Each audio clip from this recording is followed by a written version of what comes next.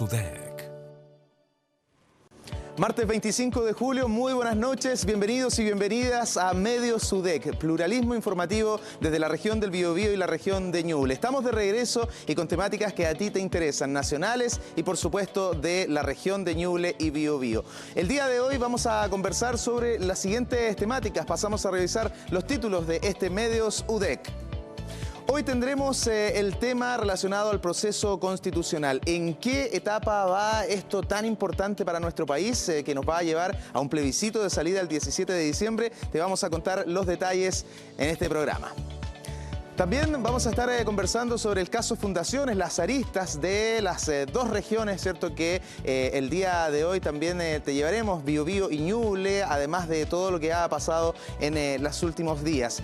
Y en nuestro segundo bloque, la contaminación atmosférica, cómo mejorar la calidad del aire. Estamos con problemas en la zona referente a aquello, el uso de leña está también trayendo muchas complicaciones, incluso a nivel respiratorio. Serán los temas que vamos a abordar en esta jornada junto a nuestro panel. Saludo de inmediato a la directora de Comunicaciones de la Universidad de Concepción, Tabita Moreno. ¿Qué tal, Tabita? ¿Cómo te va? Hola, Edgardo, muy bien, muchas gracias. Hola a todo el panel y saludar a las personas que nos están viendo a través de las pantallas de TVU. Muy buenas noches. Saludamos también a la directora de la Radio Universidad de Concepción, Paz Moraga. ¿Qué tal, Paz? Muy buenas noches. Hola, Edgardo, buenas noches a todos y a todas y bienvenidos a una nueva edición de Medios UDEC. Francisco Martinich, director de La Discusión, también nos acompaña el día de hoy. Francisco, ¿cómo te va? Hola, buenas noches, Galo. Saludos, Tabita, Paz, Jorge y a toda la audiencia, por supuesto. Y cierra el panel Jorge Enríquez, editor general de Diario Concepción. ¿Cómo está, Jorge? Bien, Galo. Muchas gracias por la invitación y a todos los colegas también. Y a las personas que nos están viendo, agradecido por presenciar este programa. Le estaba cambiando el cargo a Jorge. No fui yo, ¿eh? Que quede claro que fue un error del conductor. Queremos comenzar este programa sumándonos a el homenaje, el reconocimiento a Cecilia, la incomparable, y por supuesto las condolencias para su familia como medio de comunicación de la Universidad de Concepción, como medio UDEC. Hemos estado durante toda esta jornada a través de nuestros distintos formatos informando a toda la ciudadanía con el aporte y el legado que generó Cecilia para nuestro país. Y queremos hacerte partícipe también de este homenaje. Tenemos el libro Chilenas Rebeldes de María José Cumplido. Lo vamos a estar regalando a través de nuestras redes sociales para que puedas seguir la cuenta de Instagram, @tvu_televisión. Ahí vas a encontrar una publicación, debes comentarla y vas a estar participando. Una de estas chilenas rebeldes precisamente es Cecilia. Aparece en este libro y queremos entregártelo con mucho cariño. Así que muchas gracias a Página 128, librería que está en la Plaza Perú, y a través de nuestra cuenta de Instagram van a poder participar por ese libro. Ahora vamos de lleno a las temáticas que nos convocan. Vamos a empezar con el proceso constitucional y actualizar todo lo que ha ido ocurriendo en los últimos días. La participación ciudadana ha sido algo que ha dejado también mucho que comentar. Cerca de 300.000 personas participaron y Tabita Moreno nos va a entregar un resumen de aquello, Tabita. Sí, claro, recordar a las personas que nos están viendo que la Secretaría de Participación Ciudadana fue el órgano encargado de reclutar o de convocar a la participación en este proceso constitucional, y esta Secretaría estuvo encabezada, coordinada por las universidades de Chile y la Universidad Católica de Chile, y el pasado viernes ambas universidades, junto con todas las universidades que participaron de este proceso, presentaron el informe de participación ciudadana, encabezado esta entrega del informe por la rectora de la Universidad de Chile, la doctora Rosa de Bes, y el rector de la Universidad Católica, Sánchez. Ellos entregaron este informe que recopiló todo el trabajo realizado entre el 7 de junio y el 7 de julio en términos de participación, y que incluyó los mecanismos de participación, las iniciativa popular de norma, la consulta ciudadana, los diálogos ciudadanos convocados y autoconvocados, además de las audiencias públicas. Los resultados fueron bastante buenos, la participación es importante. Por ejemplo, 236.000 personas apoyaron alguna iniciativa popular de norma, 28.000 personas contestaron la consulta ciudadana, 12.000 personas participaron en los diálogos ciudadanos y 1.800 personas solicitaron audiencias públicas, en tanto que efectivamente participaron en estas audiencias 1.136 personas. De todas las iniciativas popular de norma presentadas, 31 de ellas consiguieron 10.000 firmas, que era lo necesario para que efectivamente ingresaran a la discusión. Y en todo esto participaron las diferentes universidades del país, universidades acreditadas, la mayor parte universidades del Consejo de Rectores, apoyando todos los procesos de participación y todos los procesos, los mecanismos que convocaban a la participación. De hecho, acá mismo en la Universidad de Concepción se realizaron audiencias públicas a comienzos del mes de julio, a fines de junio. Entonces, todo esto se convocó a través de las universidades del país. Y sobre este mismo proceso es que tenemos las declaraciones de los rectores de la Universidad de Chile y Universidad Católica en pantalla, ¿cierto? A la rectora de BES y al rector Ignacio Sánchez. Para este trabajo hemos realizado un esfuerzo conjunto con las universidades acreditadas del país y las organizaciones de la sociedad civil, con especial foco en las regiones, para abrir espacios de escucha y participación y así poder dar cuenta de las distintas visiones y opiniones. Esta Secretaría no inició su labor desde cero. Ustedes recordarán que la iniciamos buscando ser lo más representativo posible de esta multiplicidad de voces. Es así como recopilamos los resultados de aquellas instancias participativas desde el año 2016 a la fecha. Concurrimos a esta sesión con la satisfacción de poder dar cuenta de nuestro trabajo y especialmente agradecidos de todas y todos quienes respondieron a la convocatoria de la Secretaría de Participación Ciudadana, aportando con ideas y opiniones para enriquecer el texto constitucional. También nuestro agradecimiento a los equipos de las distintas universidades que se abocaron a la tarea poniendo en pausa, en muchos casos, su trabajo estrictamente académico. Nos hemos esforzado en cumplir el mandato constitucional de establecer mecanismos de participación, buscando en todo momento generar las mejores condiciones para una participación amplia y diversa, en el entendido que el involucramiento activo de las personas es fundamental para dotar de legitimidad el actual proceso constitucional, como tantas veces hemos enfatizado. Como escuchábamos y veíamos en las imágenes, ambos rectores hicieron esta presentación el viernes pasado frente al Consejo Constitucional en este proceso constitucional 2023 y que destacó efectivamente la participación que convocó todo este proceso liderado por las universidades chilenas y que fue altamente valorado por el Consejo. Sí, ya se están escuchando las iniciativas populares de norma, se están empezando a discutir, pero además de aquello hay más de 1000 enmiendas que los consejeros pudieron ingresar. Francisco, evidentemente vamos a tratar de resumir algunas temáticas que son relevantes para la ciudadanía, porque son más de 1000 y tendríamos que dedicar 7 programas para aquello. Y probablemente más. Probablemente más. Aunque algunas se repiten o son redundantes.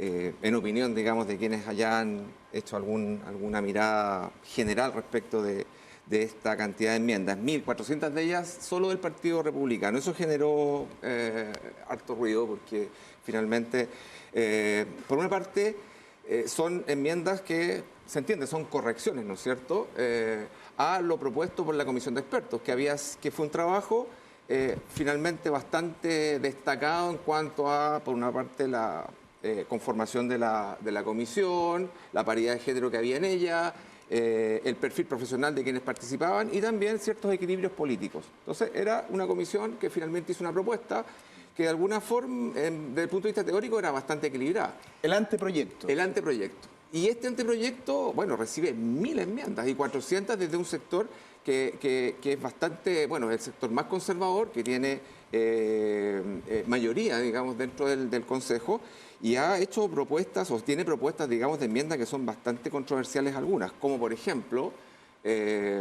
la prisión domiciliaria para personas condenadas que tengan más de 75 años Y eso sabemos que beneficiaría, por ejemplo, a violadores de derechos humanos que están en prisión justamente por lo mismo. Temas súper sensibles, justamente en un año como este, donde celebramos 50 años del golpe de Estado. Donde conmemoramos, claro, una fecha tan... Conmemoramos, perdón, si no. Esta idea de relativizar el efecto de los tratados internacionales dentro de nuestro país, o sea, de ponerlos en una categoría inferior, digamos, a la Constitución. También eso es como retroceder 50 años más o menos en derecho internacional en Chile.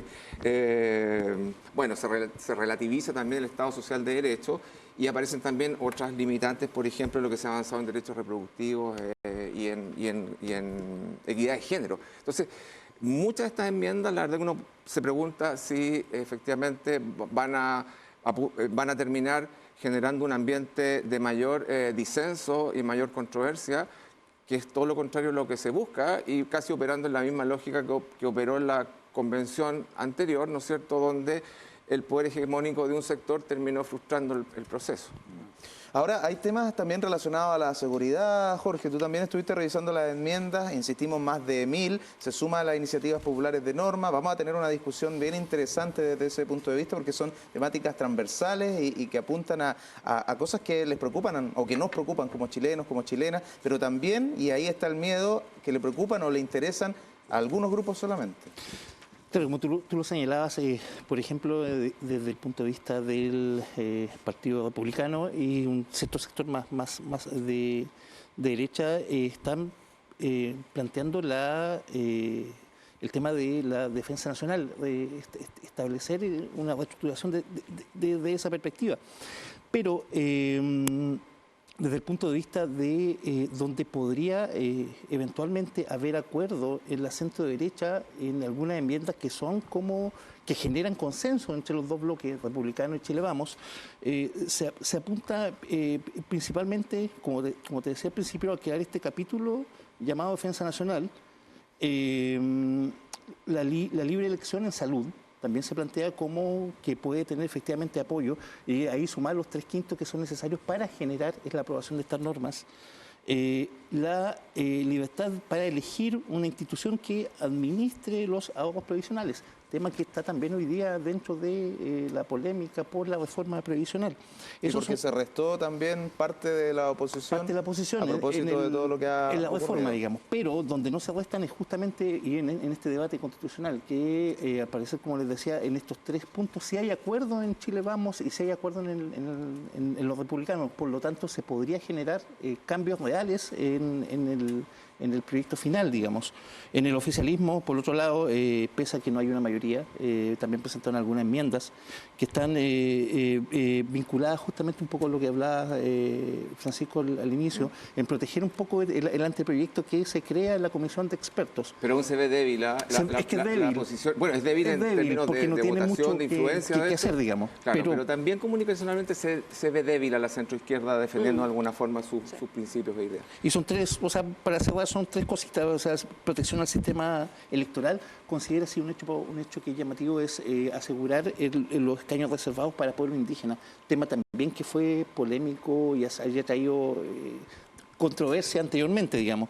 Derechos de niñas y niños adolescentes, paridad de género, también ellos colocan los consejeros del oficialismo, y gratuidad en la educación. Esos son los temas que pude ver que están dentro de las enmiendas que fueron presentadas por los consejeros y consejeras. Bueno, con todo lo que ha ocurrido además en el caso fundaciones, evidentemente hay un discurso que quizás no es más protagónico que en el caso de republicanos, que ganó la última elección. Entonces está difícil posicionarlo mediáticamente aquello.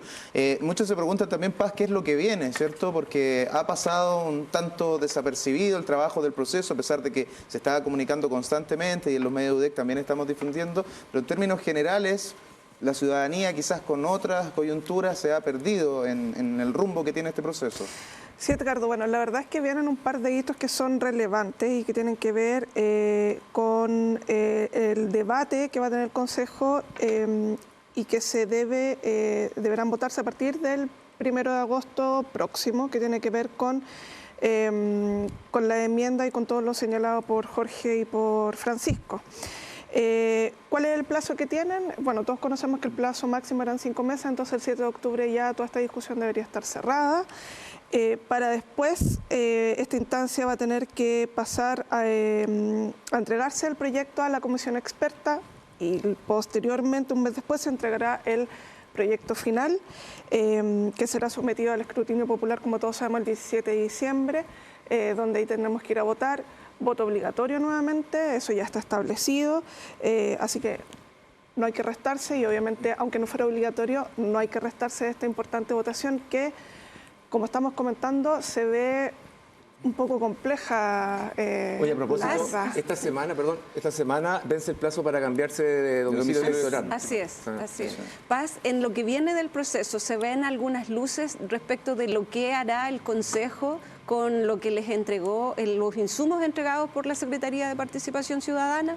Empieza el análisis también, pues ellos empiezan a trabajar con todo el material que ha entregado, es lo que empieza el trabajo que se empieza a hacer ahora. A partir del próximo martes. A partir del próximo martes. Bueno, vamos a estar muy atentos a todo lo que se vaya desarrollando en un proceso que nos ha concitado el interés de más gente que en el primer proceso. Eso es un hecho de la causa, son datos concretos, pero ojalá que la gente, ustedes se puedan reencantar, porque es muy importante también para el destino de nuestro país, para hacer un voto informado el día 17 de diciembre. Solo decir que en la página de la convención está todo. La verdad es que es bastante completa porque está audio, video, resúmenes. Entonces, si nuestros nuestras televidentes quieran enterarse en más profundidad de distintos temas, ahí la verdad es que está todo muy detallado y obviamente a través de Medios UDEC.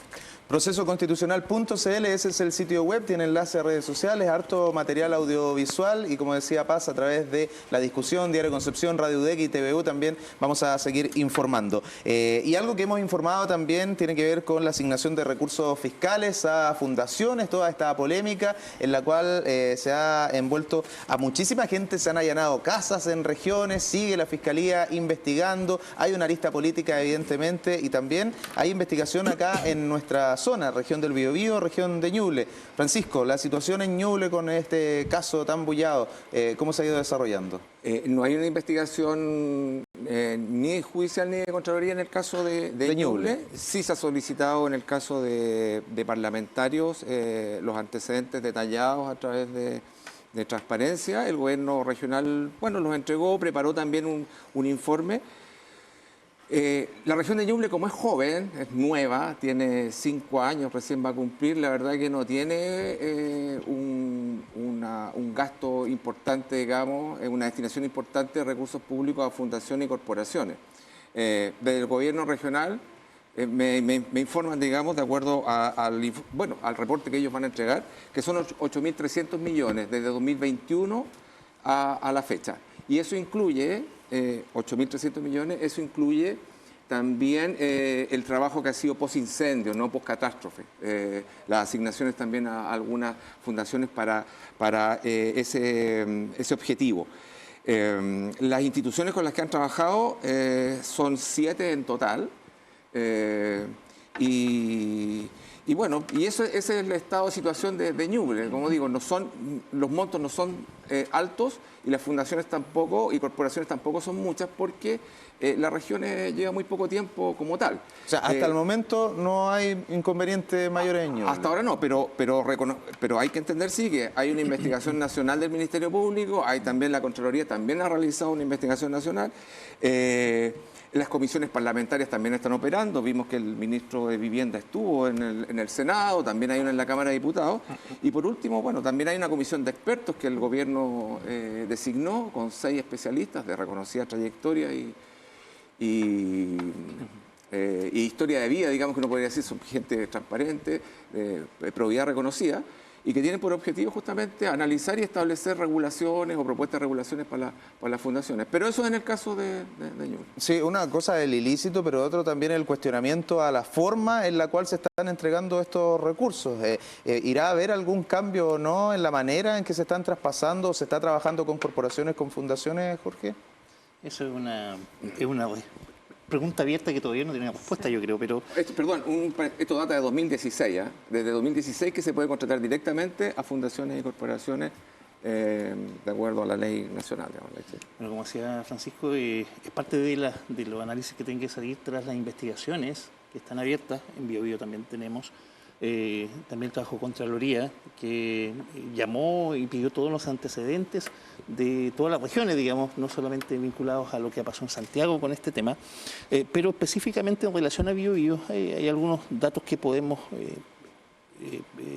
conversar, digamos, que son, por ejemplo, cuánto es lo que entrega el gobierno regional específicamente a fundaciones. La cifra hoy día llega a poco más de 11.000 millones de pesos, que son los que se han entregado desde el 2021, cuando asume el actual mandato, digamos, del gobierno regional, en 27 fundaciones. ¿Ya? O sea, igual la polémica se ha centrado en alrededor de 5 hoy día, pero este trabajo hoy día incluye a 27, o sea, hablamos de una cantidad que es considerable.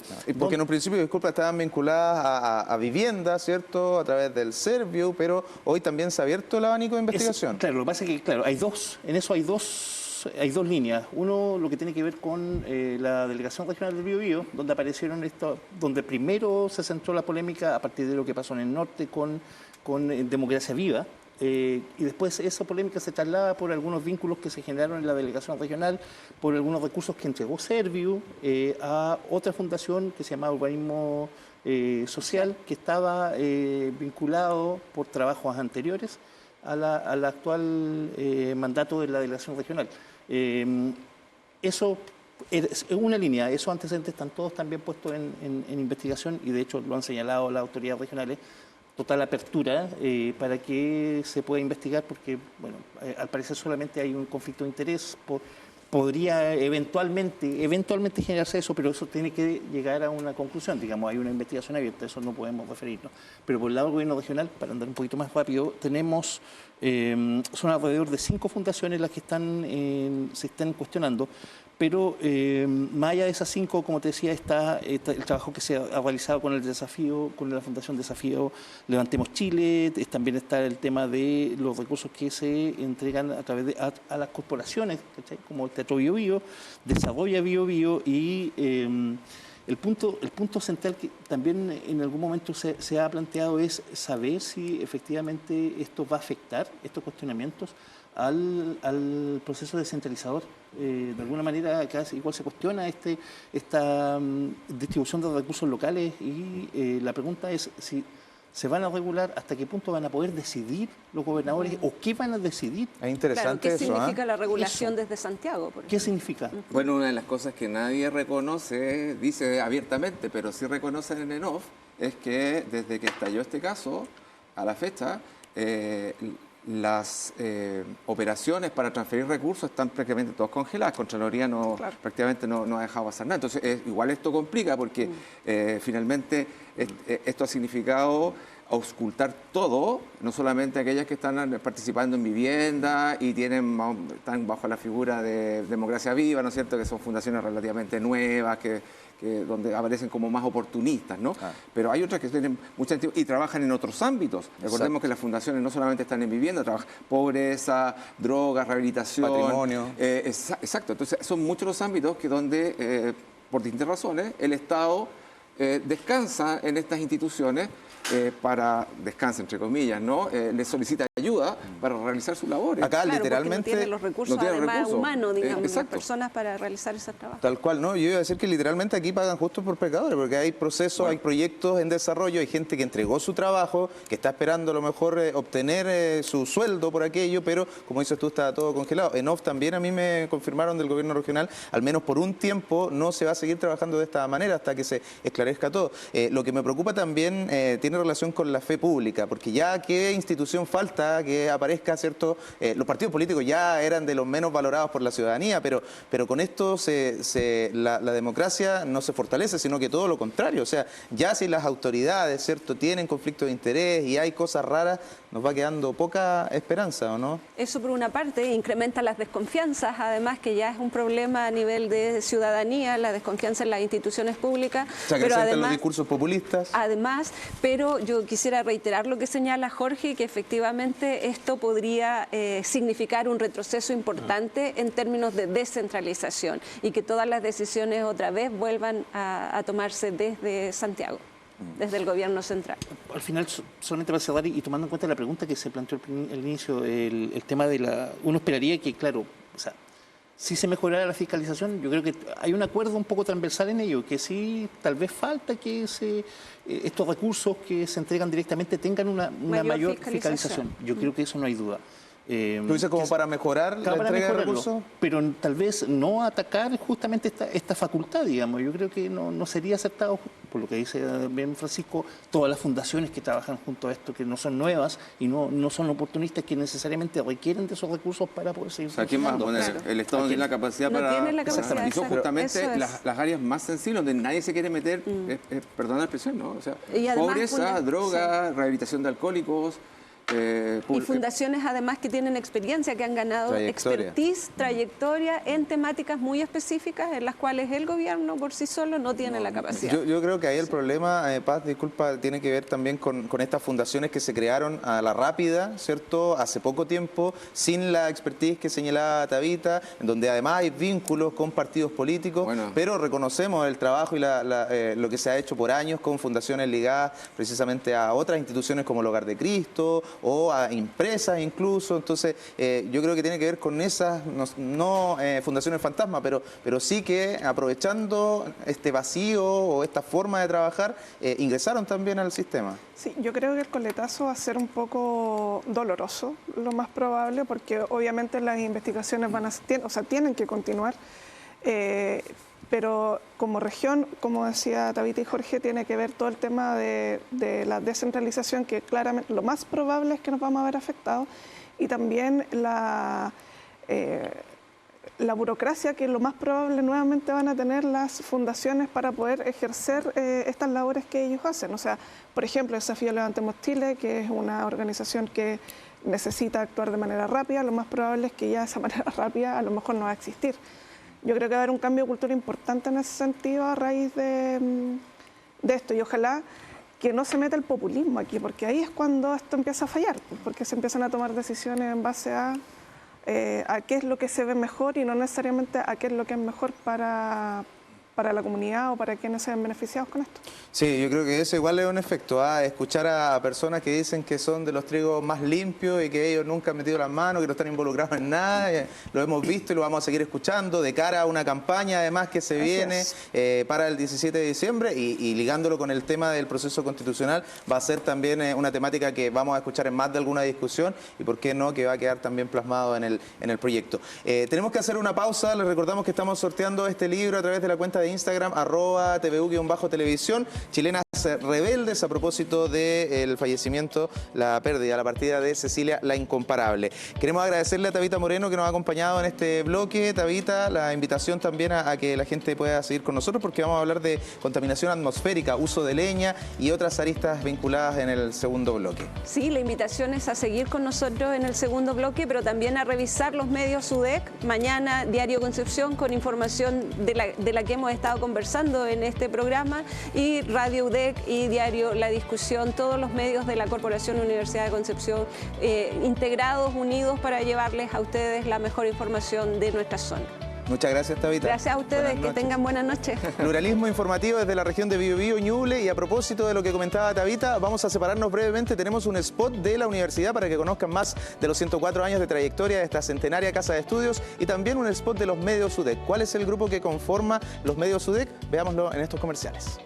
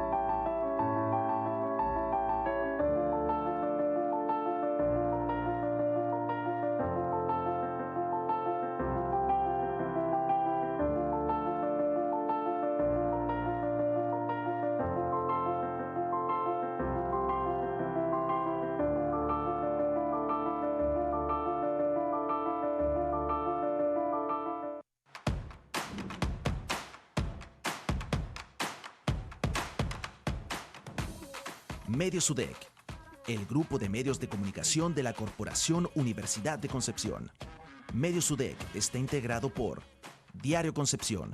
Revisa su papel digital en diarioconcepcion.cl y todas las informaciones en sus distintas redes sociales.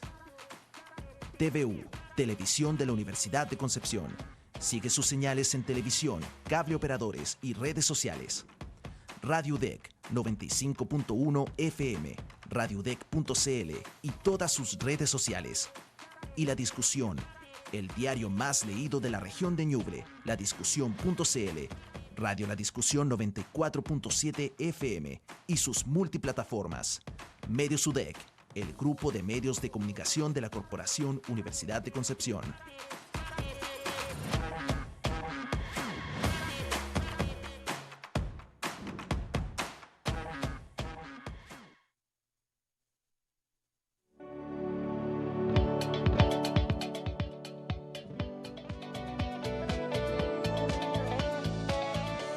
Medios UDEC.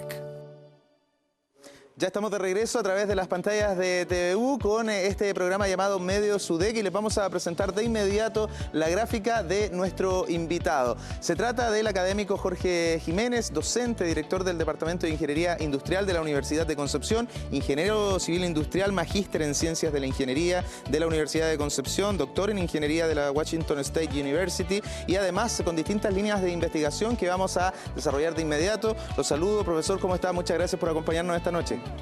Gracias.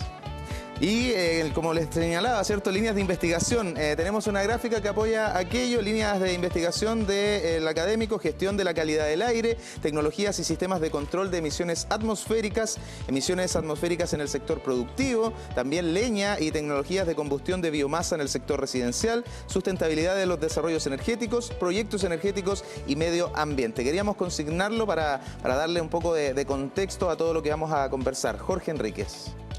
¿Qué tal, profesor? Muy buenas noches. Un gusto tenerlo con nosotros acá. La primera pregunta que me imagino que muchos se hacen en la casa es si la actual gestión, digamos, ambiental de autoridades, tanto de la región de Ñuble, pero hablemos de Biobío primero, con este plan de descontaminación que se está aplicando hoy día, ¿tienen efecto? ¿O cómo se proyectan, digamos? Porque uno puede pensar que estas declaraciones de alerta que se han emitido hace días atrás, por ejemplo, en Concepción, pudiesen arrojar resultados positivos. Pero la idea es preguntarle a usted también justamente eso. Sí, es una muy buena pregunta. De hecho, yo estoy suscrito a la red y me llegan prácticamente ahora en el periodo de invierno todos los días correo de cómo va a estar el pronóstico para el día siguiente. De hecho, y pronóstico significa de que si hay un episodio que se pronostica que va a ser de mala calidad del aire, uno debería tomar una acción que debería ser el tema de reducir las fuentes de emisión y particularmente para el caso de las comunas del Gran Concepción sería reducir, por ejemplo, la intensidad y el uso de la calefacción a leña en ciertos horarios. Ahora, ¿cuál es el problema? Y mi crítica que va detrás de esto, que esto es muy parecido a los boletines que se hacen en Santiago, por ejemplo, para el tema de las alertas y relacionado con la restricción vehicular. El problema es que si no se fiscaliza o no se informa masivamente, que implicaría, por ejemplo, que salieran los noticiarios, que se anunciara en la radio, que se indicara, digamos, masivamente, porque a mí me llega porque estoy suscrito, yo participo en estas reuniones a veces de trabajo, la gente o las personas no se informan, o si se informan, también si no hay fiscalización, en realidad es una opción más bien económica o personal, dejar de usar mi calefacción a leña y usar otro medio. Entonces, sí, o sea, yo soy un poco crítico en esto, de que cuando hablamos del problema de contaminación de estas 10 comunas que comprenden Concepción, el problema son las personas y el problema son las decisiones de uso de leña para calefacción y ese es el problema. Ahora, la autoridad, claro, tiene el rol de informar. Se informan por los canales, pero tal vez podría ser más masivo y también con tiempo para que uno primero se prepare y segundo se vaya dando cuenta de que esto todos los inviernos va a empezar a ocurrir, que haga que yo tome una decisión por lo menos de buscar otra alternativa de calefacción si efectivamente no la puedo ocupar en los meses o los días críticos de calidad del aire. Jorge, esta conversión que se quiere o que se conversó mucho tiempo, que se habló del famoso pellet, que el año pasado vimos que pellet se acabó y que claramente existe dificultad al respecto, ¿cómo lo ves? O sea, ¿o qué debiésemos hacer? Porque se hicieron campañas en su minuto del uso de leña, digamos, consciente, por decirlo así, que el uso de leña es seca, no húmeda. Certificada. Pero basta con caminar por las calles de Concepción o otras comunas para sentir el olor que es irrespirable desde las 6 de la tarde en adelante. Sí. Entonces, ¿cuál sería, cuando hablamos de cambiar quizás la calefacción que se usa en el domicilio, cuál cree usted que sería la mejor opción o qué se debiese hacer? Hablando de los costos también, ¿qué implica? Sí, lo que pasa es que yo cuando partí estudiando este problema, porque cuando se hablaba, primero partí con el problema de la calidad del aire, que es la evidencia de que hay un problema. Claro.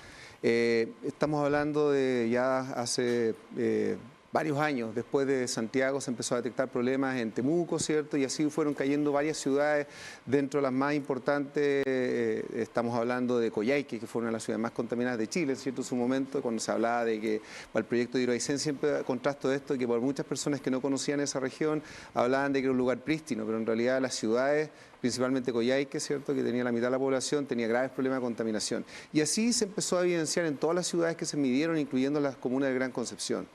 Ahora, la pregunta tuya es bien clave. Lo que pasa es que esto no es una moda. O sea, no es que, por ejemplo, de un año a otro nos cambiemos todo al pellet, porque se ha evidenciado de que si el cambio a pellet es mucho más grande de lo que se predice, hay un problema de stock, ¿cierto? Y eso tampoco es bueno, porque lo que hace es que el que se quiere cambiar a pellet ve que falta el combustible, ¿cierto? Y después dice, no, sabes que en realidad yo no quiero pellet. Lo que uno debería pensar, de la misma forma que cuando uno planifica una ciudad con camino y todo eso, uno debería planificar la energía para todos los usos, incluyendo el tema de calefacción. Lo ideal es que existan varias alternativas, no solamente una de que o pellet o nada, sino que vayan varias formas de alternativas de calefacción que me permitan a mí cambiarme a la que para mí sea más razonable, incluyendo electricidad, incluyendo gas, y con eso estoy bien cuidadoso, porque algunos no son muy fanáticos de usar combustible fósil, pero cuando estamos hablando de gas natural, por ejemplo, son energéticos de transición, que me permiten un cambio rápido por un combustible, ¿cierto?, para una casa, ya pensemos con que tenga calefacción central, pero también me permite planificar varias alternativas para poder de alguna forma hacer que esta forma de cambio sea un poco más aceptada por la ciudadanía. Pero disculpa, Jorge, hay un factor que mencionaba Paz que tiene que ver con el ámbito económico de la familia, y al tiro yo pensaba electricidad, bueno, el costo de la electricidad, lo que pasa con el pellet también, ¿no? Quizás no todos pueden acceder, el gas, ¿para qué decir? Entonces ahí aparece la leña como alternativa. ¿Cómo solucionamos el problema? ¿O la leña en sí es el problema? Es que ahí está el tema de fondo. Por eso, contando un poco la historia, primero empecé con el aire, después me di cuenta que era un problema de energía. Y después, cuando empecé a abordar el problema de energía, me di cuenta que la energía acá era la suerte de cualquier persona. Entonces, algunos eligieron leña, porque era el equilibrio económico, y eso es muy razonable, sobre todo los que se consiguen leña, porque hay gente que tampoco la compra. Entonces, o le regala leña o sale a recolectar leña, pensemos en barrios periféricos, sectores rurales, pero cuando hablamos de las ciudades, como por ejemplo Concepción o Coronel, Talcahuano, que son ciudades que nosotros hemos estudiado, el problema es que nos damos cuenta que cada casa, pensando en las soluciones individuales, elige qué hacer. ¿Sí? Elige parafina, elige gas, elige electricidad, el que es un poquito más progresista en el sentido de un sistema más limpio, o se queda con leña. Eso no es algo adecuado, considerando de que estamos hablando de que si yo me cambio, por ejemplo, acá y alguien sigue ocupando leña en todo mi vecindario, sigo contaminado y me sigue afectando mi salud. Entonces, claro, las decisiones individuales no sirven. Claro. Exacto. Entonces, ¿qué es lo que estoy tratando de eso? Dado que es un efecto colectivo, debería ser planificado y articulado. Entonces, nosotros trabajamos hace varios años ya con varios académicos acá en un plan energético regional donde se abordara esto como una estrategia. No solamente porque hay un problema de contaminación vamos a cortar la leña. O sea, en varios países donde ya tienen soluciones planificadas, la leña se puede vender, aunque sea cara, la puedo tener como un lujo en una chimenea, pero no la quiero ocupar porque tengo otra medida de calefacción más adecuada o más económica, que puede ser gas, que puede ser electricidad. Ahora, respondiendo a la pregunta, ¿cuál es el problema cuando uno hace un cambio inmediato? Por ejemplo, yo quiero cambiarme de leña y me quiero cambiar a electricidad o parafina, ¿qué se han encontrado? Primero, si no tengo abordado el tema de la aislación, siempre voy a consumir más de la cuenta. Y más de la cuenta cuando me cambio de algo que no pagaba o pagaba muy poco a un energético que está regulado y que tengo que pagar con una cuenta, ¿cierto? Voy a encontrar que es muy caro. Entonces, ¿por qué digo que esto es articulado? Primero, yo diría pensar en que tengo que mejorar el envolvente térmico de los hogares. O sea, si voy a ocupar un energético que es caro y que más encima tiene una implicancia ambiental, por ejemplo, huella de carbono, pensemos gas, ¿cierto?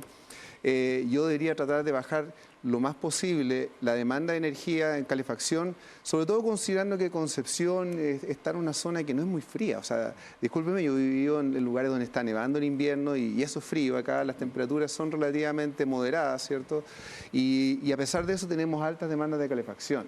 Entonces, ahí va esto que hablábamos de que por qué cuando los planes de descontaminación abordan temas de aislación térmica, de secar la leña, pero también están abordando ahora recambio de calefactores por otras tecnologías, es que tú tienes que abrir un pool a distintas opciones para que no pase lo que está pasando, que de repente todos se van a electricidad y de repente como nunca ocupaba electricidad, me salió la primera cuenta de invierno carísima.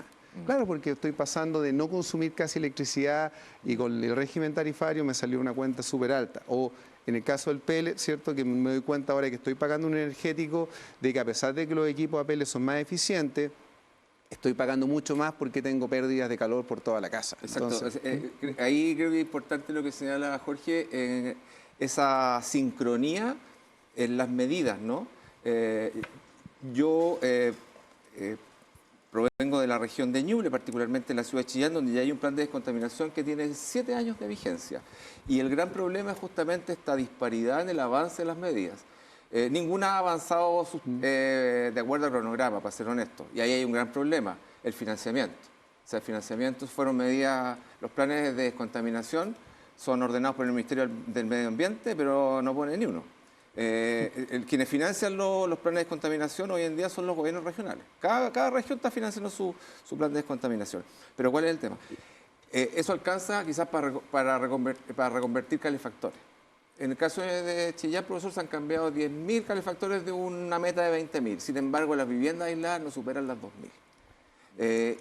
Bueno, y qué decir en materia de fiscalización y de otros aspectos que están considerados en el plan, como áreas verdes también, que son un factor también estructural, digamos, para combatir la contaminación. Entonces, si las cosas no marchan juntas, se produce este desbalance. Y lo que dice usted, o sea, se va a cambiar a una tecnología que va a ser menos contaminante, pero si la casa no está aislada, vas a consumir más energía, te va a salir más caro, eso te va a desincentivar. Entonces, realmente la experiencia en este caso demuestra que tienen que marchar juntos. Con un equilibrio. Con un equilibrio. Ahora, esto se ha ido agudizando cada invierno y es probable que el próximo año, tomando en cuenta también los efectos del calentamiento global, donde tenemos temperaturas extremas en verano y también en invierno, debería ser un mayor problema el 2024. Sí, o sea, en la medida que sigan creciendo las ciudades, sigan creciendo los barrios, ¿cierto?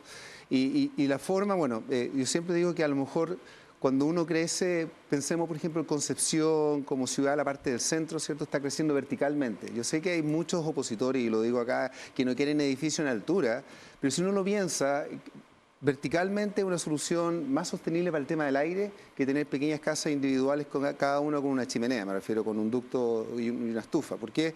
Porque los edificios, por lo general, por el hecho de estar todos, digamos, confinados, compactos, usan otra alternativa de calefacción.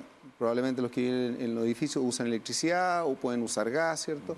Y eso también de alguna forma es lo que se busca cuando uno piensa en barrios nuevos que se estén construyendo, tener una solución incorporada de calefacción. A nosotros, como universidad, también hicimos unos estudios para el Ministerio de Energía y el Ministerio de Medio Ambiente de algo que se llamaba calefacción distrital.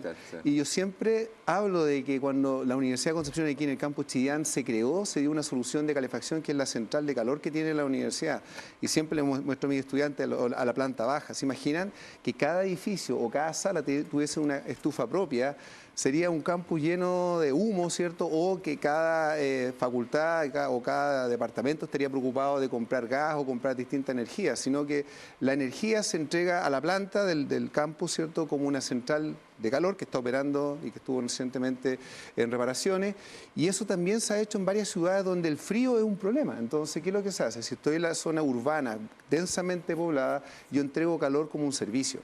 Y ahí existen estos sistemas que entregan agua caliente, entregan calor para calefacción, porque lo que quieren evitar, primero que todo, es que las decisiones individuales no terminen estos resultados que actualmente tenemos acá, de que yo decido ocupar leña porque siempre es lo único que he ocupado, ¿cierto? O a mí me gusta, o a mí me regala la leña, y yo, porque estoy preocupado del aire, estoy rodeado de vecinos que ocupan leña, no me sirve nada mis medidas de acción. O sea, ¿se fijan? Sí. Sino que está todo ordenado, sino que toda esta zona solamente va a tener distrital, y si uno quiere cambiar otra alternativa, la idea es, para que esto funcione, que ojalá todos lo estén ocupando. No, yo solamente quería, si tiene el apunte de cuánto porcentaje tiene que ver de la contaminación atmosférica con el uso de leña o con la calefacción propiamente tal, porque también está la industria, también Sí, está por el supuesto. transporte, o sea, hay otros contaminantes. Efectivamente, cuando se hizo el plan de descontaminación de Concepción, quedó prácticamente en la primera instancia como que era, en total de emisiones, la mitad era aportada por todas las industrias, ¿cierto?, donde estaban concentradas principalmente en ciertas comunas,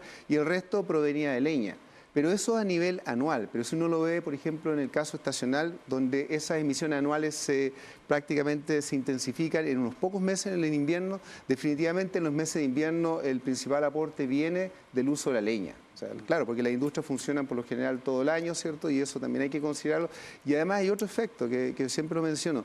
Las industrias, cuando hablamos de centrales de energía y todo eso, emiten con chimeneas que están bastante lejos del suelo. O sea, estamos hablando de 100 metros de altura o más.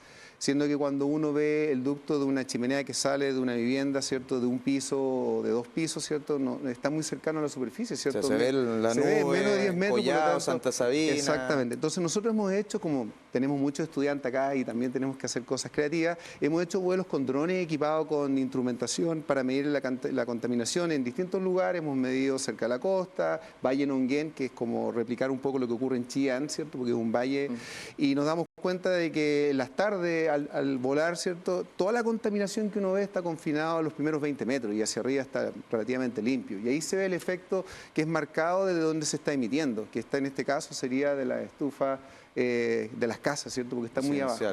Entonces, el caso Chillán definitivamente es leña, lamentablemente. Leña, sí. Yo participé en los primeros estudios para el plan de descontaminación y se trataba de buscar industria, se trataba de buscar incluso el tema de las fábricas de longaniza, todo, pero en realidad si uno suma la cantidad de aportes que tienen los hogares y se compara con todas las actividades productivas que hay, que tiene Chillán, lejos, digamos, se da cuenta uno que es el tema de la combustión residencial de leña. Cerca del 90% de las fuentes contaminantes son de quema de leña en hogares. Ahora, queda la sensación, profesor, que los planes de contaminación no son efectivos, dado lo que usted señala en todos los argumentos, porque hay poca fiscalización, también porque lo que se está aplicando al parecer no tiene resultados. Eso por una parte. Lo segundo, una cosa muy importante que decía Francisco, el tema de la falta de recursos que tiene el Ministerio de Medio Ambiente para poder generar este tipo de planes. Tercero, se requiere también una solución multifactorial o multisectorial, digamos, de distintos tipos. Hay tema de aislación, tal vez vivienda, el tema de otro, medio ambiente, energía también. Pero mi punto va a, ¿se debe cambiar lo que se está haciendo ahora ya urgentemente y reformularlo en base a una conversación también que tiene que salir de la academia? ¿O qué hacemos? Porque, como le decía, estamos en un punto en que Chillán está saturado, nosotros vamos para el mismo camino. ¿Qué hacemos con lo que hay ahora? ¿Se reformula? Pero quiero ser claro, ustedes bien lo saben, la contaminación en Chillán ha disminuido de manera significativa por 2 razones. Ha habido una reconversión de aparatos de calefacción importante a partir de una política pública, que es la que yo señalaba, ¿no es cierto? Se han cambiado 10.000 calefactores a leña por otro tipo de tecnología. Y además también las condiciones del clima, ¿verdad?, también han sido más favorables en los últimos años para reducir la contaminación. O sea, eso que acá igual estamos cerca de la costa, al menos yo vivo en Talcahuano, pero es mucho más intenso también el humo en esta época que en años anteriores. Claro, basta que haya una noche donde haya una calma, ¿cierto?, después de frío, ¿cierto? De hecho, pasó hace 2 noches atrás un día muy malo, o sea, se notaba neblina, que no era neblina, porque uno miraba arriba a la estrella y abajo estaba todo el humo, ¿cierto? Y claro, eso es más allá que uno puede pensar, por ejemplo, en Talcahuano, porque el Talcahuano tiene viento durante el día, pero en la noche, si se dan las condiciones propicias, prácticamente puede ser una taza de leche y esos son los peores días de contaminación. Ahora, respondiendo a la pregunta, y esta es mi opinión, bien personal, pero como soy académico, uno puede ser a veces un poco teórico, porque esto tiene implicancias, se podría decir, que no son populares, que mientras las medidas de recambio, todo eso sean voluntarias, porque no me pueden obligar, sino que yo tengo que estar de acuerdo para entregar mi equipo y todo eso, es difícil hacer un recambio masivo. ¿Por qué? Porque inicialmente está siempre como esta novedad, me están regalando un equipo, pero hay como un copago, ¿cierto? Donde tiene que ver con que no solamente el equipo, sino que además cuando uno retira un equipo tiene que ser instalado de forma segura. Entonces para eso se instalan kits de ductos adecuados y que sean instalados profesionalmente. Entonces empieza a haber como un agotamiento de esta medida y después nadie quiere recambiarlo. Entonces... y ahí, como digo, tengo, no sé, otras 10.000 estufas que recambiar, que implica hacerle seguimiento y todo eso, pero ya no era como antes cuando partí con la novedad, donde salieron los equipos más antiguos y yo lo vi como una oportunidad, sino que ahora empiezan los recambios, no es solamente por leña, me están pasando un equipo que puede ser a pela en Chillán, estaban pasando calefacción incluso a parafina en su momento. Sí, ahora hay aire acondicionado. Aire acondicionado. Es la tecnología. Boom, claro. Ahora nosotros... Sí, es lo que está promoviendo el ministerio. Pero la aislación en ese caso es clave, claro. Aire acondicionado, bueno, todas, pero específicamente es el gasto mucho mayor si hay filtración en la vivienda, ¿no? Exactamente. Ahora tiene una lógica el uso de estos que se llaman inverter o se llaman bombas de calor, ese es como el término técnico, pero prácticamente un aire acondicionado que la ventaja tendría que lo podría usar en verano cuando hace mucho calor. De hecho, nosotros hicimos un estudio piloto para el Ministerio de Medio Ambiente en Los Ángeles, donde implementamos esta tecnología y las medimos completamente. Primero que todo era para ver el tema del balance económico, porque la plata manda, ¿cierto? Entonces, si yo uso algo que me sale muy caro, probablemente lo deje ahí y vuelva a mi calefactor a leña u otro mecanismo más económico. Parafina. Parafina, ¿cierto? Que tampoco es muy atractiva la parafina si uno piensa, porque en Chile la mayoría de los calefactores a parafina que uno ocupa, salvo algunos pocos, son con gases que quedan dentro de la casa, o sea, claro. no son de estos tiros hacia afuera. Entonces la parafina igual es un combustible, igual genera gases de combustión y también genera humedad, o sea, cualquier fuente de combustión que queda dentro produce agua, ¿cierto? Y eso condensa en los closets, eso no es muy favorable.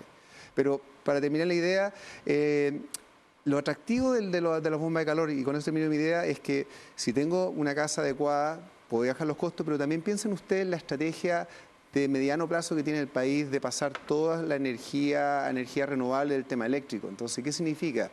De que si la energía eléctrica proviene de fuentes que no producen gases de efecto invernadero, ¿cierto? Que es lo que es la carbono neutralidad, y la calefacción en los hogares proviene de electricidad, en teoría estamos cumpliendo por varios ámbitos, ¿cierto?, nuestras metas, porque estamos calefaccionándose de una forma más sustentable, pensando en este indicador. Pero para que sea sustentable, tiene que también ser económicamente viable, o sea, de que yo al calefaccionarme con electricidad también sea atractivo para mí, para no volver atrás, porque obviamente uno por muy camiseteado que puede estar, si le sale mucho más caro, ¿cierto? Es probable, ¿cierto?, que quiera volver a un mecanismo previo que puede ser incluso la leña u otra alternativa. Y en general, ¿no es cierto?, en el ámbito eléctrico por lo menos hemos visto que ya sea inversiones en transmisión o en generación, siempre el costo está en la cuenta del consumidor. Se le carga a uno, más, finalmente. Sí. Respecto a medición, Jorge, ¿crees que hay suficiente información para tomar decisiones adecuadas? Pienso en cuando dice una estación de monitoreo acá, pero acá puede ser distinto en esta otra zona de la ciudad. O sea, ¿nos quedamos con la información de un par de monitores o hay suficientes monitores para medir la contaminación y tener la mejor información para tomar decisiones? Mira, es una buena pregunta. Más de alguna vez me han preguntado, ¿es suficiente la cantidad, por ejemplo, de estaciones de monitoreo que tiene la red de la región, tanto del Biobío o la misma región de Ñuble? O sea, yo creo que la región de Ñuble, pasando ahora para el caso Chillán, está en proceso de crecimiento a otras ciudades que pronto van a ser declaradas con los mismos problemas. O sea, San Carlos va a caer pronto, Coihueco, ¿cierto? Que son de estas ciudades que tienen más o menos los mismos patrones. No son como Chillán en tamaño, pero están nuevamente densamente pobladas la zona urbana, ¿cierto? Y tienen también el mismo patrón de usar calefacción a leña en una zona donde climáticamente es muy similar a Chillán. Ahora, ¿a qué me refiero con eso? No se trata acá de que yo trate de medir la particularidad particular en cada barrio. O sea, por ejemplo, Concepción, la estación está en Kingston College, ¿cierto?, que está ubicada en las lomas de San Sebastián, pero no por eso necesitamos estaciones en cada uno de los barrios para decir si Concepción está bien o está mal. Uno por lo general toma referencias, toma ciertos puntos que no estén afectados por una fuente particularmente intensa, ¿cierto?, como lo que pasaba antes con todas estas estaciones que estaban cerca de la industria, y con eso uno toma una decisión. O sea, Bayonne definitivamente tiene a veces más problemas, incluso se ve a veces que el humo avanza hacia el estadio cuando están las luminarias. Entonces, pero eso es cuando está ocurriendo eso allá, también están ocurriendo en muchas otras comunas del Gran Concepción, o sea, no es solamente en un lugar. Entonces yo creo que más que seguir reforzando si estoy muy arriba, muy abajo, o sea, hay que reducir la carga de contaminantes para mejorar la calidad del aire. O sea, estamos hablando de algo que afecta a la salud de la población, algo que tiene costos. Nosotros hemos investigado, también hemos publicado en tema de los costos para el sistema de salud que tiene, porque por mucho que yo me pueda atender en un CEFAM o yo pueda tener una red de atención, por ejemplo, para el problema respiratorio tanto mío, de mis niños, alguien lo tiene que pagar, ¿cierto? Y lo estamos pagando todos indirectamente a través del gasto que se genera en salud para poder mantener todas estas salas operando para el tema de respiración o de emergencia en los meses de invierno. Asma, bronquitis crónica, un montón de otros problemas respiratorios. Lamentablemente se nos está acabando el tiempo. Una breve, por favor, conclusión, Jorge, respecto a esta temática. Un mensaje quizás para la gente. Yo, pensando en la leña, el problema es la certificación, es que esté húmeda o definitivamente hay que buscar otra fuente de calefacción. El problema de la leña es leña. O sea, da lo mismo que uno le ponga apellido, leña buena, leña mala. O sea, con los niveles de intensidad que uno ocupa la leña en estas zonas urbanas siempre van a haber problemas. Entonces lo que uno busca es que si uno quiere seguir usando leña seca, ¿cierto?, tiene que convivir con otras formas de energía también. O sea, no puede ser exclusivamente leña, ese es el punto. Regularla como combustible, perdón, porque era una cosa que... Sí, claro. ¿Y por qué no sale nunca esa ley? Lo que pasa es que puede salir la ley, pero si no hay un mecanismo de fiscalización en el proceso, porque el problema de la leña, cuando uno dice, por ejemplo, todos los otros combustibles están regulados fácilmente desde la fuente, ¿cierto? Los hidrocarburos se regulan desde el proceso de producción, ¿cierto?, que nosotros tenemos en ENAP, lo mismo la electricidad, la instalación, todo regulado, pero el problema es que la leña... Prácticamente yo volteo un árbol en cualquier zona, a mano, con un cortador hidráulico, a hacha, lo que sea, y la saco a vender como leña. Entonces, para poder garantizar eso, no solamente medir el contenido final de humedad, sino que tratar de poder regular la cadena.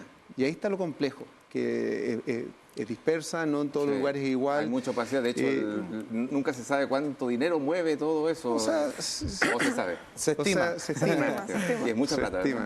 Claro, es mucha plata. Basta que uno sepa el consumo promedio de leña que tiene una ciudad, que Chillán lo tiene identificado en los planes de contaminación, y uno lo puede multiplicar por el precio promedio que tiene y se da cuenta la cantidad de movimiento. Eso porque la leña certificada siempre es muy inferior a la que finalmente se consume, ¿verdad? Es mucho Nunca más... se ha logrado certificar un volumen importante.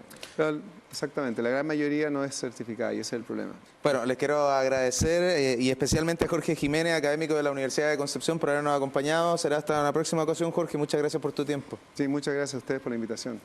Muchas gracias, Francisco Martinich. Buen regreso a Chillán a esta hora de la noche. Gracias, buenas noches a todos y todas. Nos vemos el próximo martes. Va a haber que cambiar la caminata nocturna. Mucha contaminación en invierno.